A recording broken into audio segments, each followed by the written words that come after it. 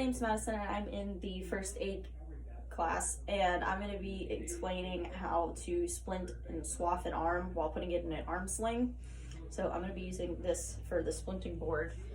And so you would put it at the bottom, and usually the reason you would do this for is if a person's saying, oh, I think my arm's broken, or they would usually feel like grinding inside of it or like there was an extra joint.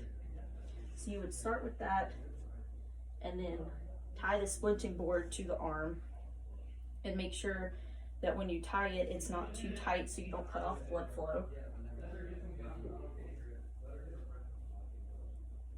And you can use, if you don't have like actual bandages, you can use bandanas, which I'm doing.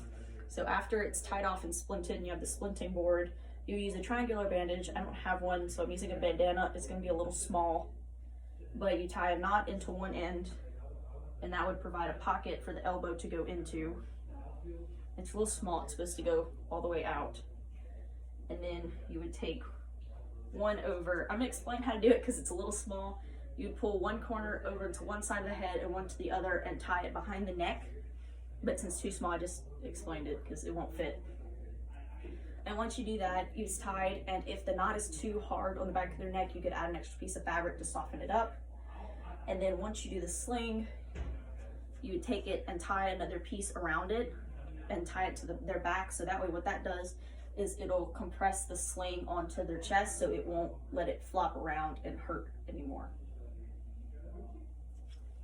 And then you also have to make sure that before you do this, you activate the EMS or have someone near you activate EMS so they can show up and properly take care of what happened.